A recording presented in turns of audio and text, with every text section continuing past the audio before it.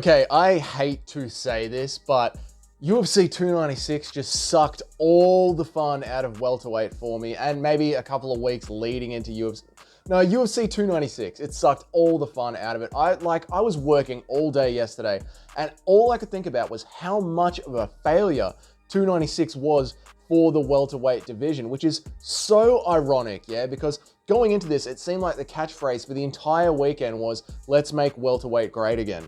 But when I start to look at the welterweight rankings, the prospects to me just feel really grim. Now, I know it might be a little bit biased, like how recently this happened. Okay, we still got a sour taste in our mouth. We just had it. But I mean, I kind of miss Kamaru Usman, yeah? At least he was chasing the knockout. Let's start off with the champion, Leon Edwards. Now that UFC 296 is done, right, in the books, it's another decision for Leon Edwards.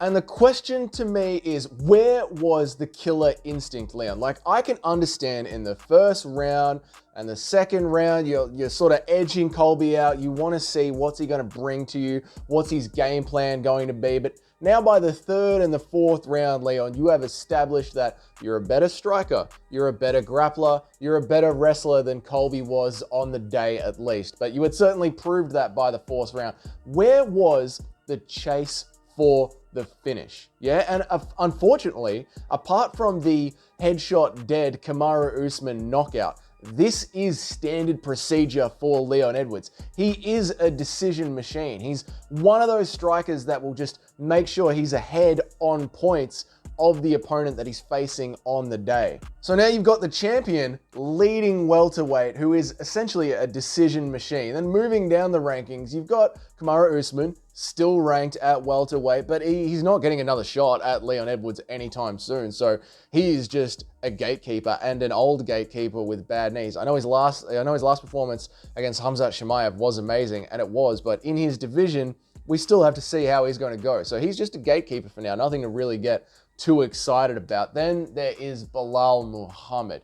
Yeah, he should be up next for a title shot, but he's so toxic to the bottom line of the UFC and their profit margin that even after being promised a title shot, after stepping in on late notice and defeating Gilbert Burns and stepping in as the backup fighter, neither Leon Edwards nor the UFC are going to commit to giving him a title shot. That's how boring this guy is.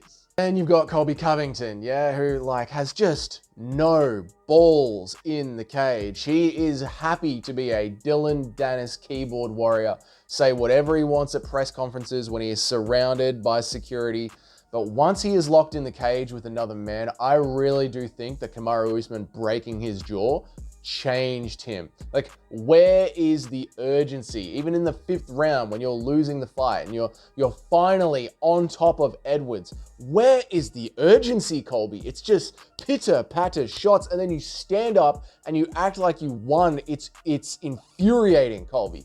And then you claim that you didn't win because everyone hates Trump, even though everyone in the arena is cheering for Trump. You're in a sport that loves Trump. He gets the loudest pop when he walks into arenas, and your excuse is, oh, everyone hates Trump. What are you talking about, man? You didn't lose because people dislike Trump. You lost because you didn't do anything for 20 minutes, Colby. And then you go ahead and call out 40-year-old can't grapple wonder boy. What are we getting excited about, right? Then you got Shavkat Rakhmonov, okay? Now, look, up until UFC 296, the hype was crazy, and it still is crazy for Shavkat. I know I shouldn't be feeling this way, but this is the thing. I just am, okay? It's unfair. I've got this sour taste in my mouth over Shavkat Rakhmonov. It's like, you know, right? You know that a meat pie, a 4 and 20 meat pie is bloody delicious. But when you leave it in the oven for a little bit too long, and it's all burnt and all you can taste is burnt pastry,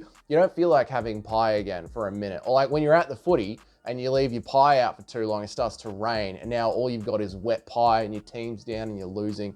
You're like, I don't want pie anymore. But you're going to go back, you're going to eat pie again because it's part of the great footy routine, mate. You know what I'm saying? That's Shavkat Rakhmonov. I still love pie, but he's a soggy pie at the minute. And I'll get back into him, but this is what I'm saying. After UFC 296, I mean, you held Wonder Boy up against the cage for 10 minutes. Yes, Shavkat, you're the first man to ever submit Wonder Boy. That's great, and your dominance goes on.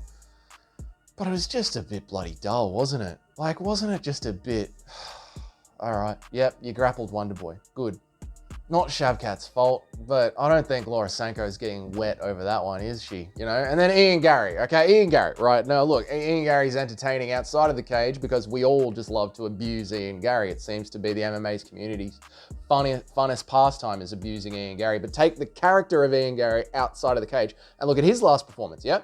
His last performance in the cage, he couldn't finish a one-legged Neil Magny, right? He just couldn't. Neil Magny is rolling around on the floor like pretty much a cripple. He has got no legs, and Ian Gary couldn't finish him. So that's Ian Gary. Great. Yeah, his last performance was a bit stinky too. JDM, always loved JDM. He's my boy. He's a hot pie. He is going to be the world champion one day. But his last fight against Kevin Holland, yeah? Do we remember that? It was a bit of a stinker as well, wasn't it? Like, he was quite happy to go point to point with Holland. No one really wanted to put their foot on the gas. And UFC 296 has just sort of exacerbated this feeling of like, what the hell is going on? You know, UFC 296 put this like full stop on welterweight. And it just makes me a bit sad, to be honest. Like, I can't believe I was going into this weekend talking about let's get super hyped about these matchups, and they were all based around welterweight. And now this is it.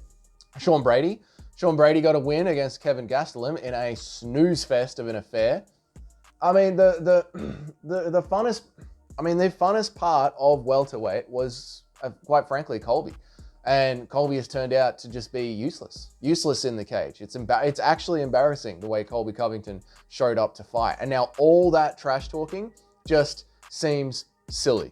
And I don't want to hear it anymore. I don't want to hear all these promises. It was like when Israel Adesanya was walking out with an urn saying that he was going to bury this man and then literally leg kicked from range for 25 minutes. You can't talk about all this stuff that you're going to do, sell us this hype, and then go out there and do nothing. There's memes of Colby standing in the boxing stance of someone that has never fought before in their life. And this is welterweight now. This is what we're left with. Hey, like, it's Belal or just a list of... How do you give Shavkat a shot after that last fight? How do you give him a shot? Like, it's just not enough to get the juices flowing, as Laura Sanko would say. So I don't know, man. Like, you know what? Just give Islam Makhachev a shot, or let Leon move up to fight the winner of Strickland versus Duplessis. Because we need time here to let something bubble and come forward. There needs to be some excitement. We need to get Shavkat another fight, get him exciting. We need to get Belal another fight. And for God's sake, Belal, knock someone out. Do something fun. Someone in welterweight, make it fun, because it is the most boring division in the world at the moment. Maybe Leon Edwards was right. There is nothing interesting in welterweight. Oh my God. And look, that's just my little like welterweight rant. I'm sure things will get better, but after UFC 296, welterweight is a flop. It's a wet pie sitting in the rain. That's that. Anyway, let me know your thoughts down in the comments. Yeah, is there any redeeming qualities at welterweight today? I'm sure there is. I'm just not seeing it right now. So please let me know down in the comments. If you're enjoying these videos, if you're still here at this part of the video, it means I've entertained you in some way, given you something to think about. And you know, if you could say thank you by hitting that subscribe button down there, that would be awesome. And if in the future you get sick of my content, you don't want to see it on your screen anymore, that's fine. That's fine. You can always click the unsubscribe button, and that's all good. That's it for now. Of course, I will see you all in the next video.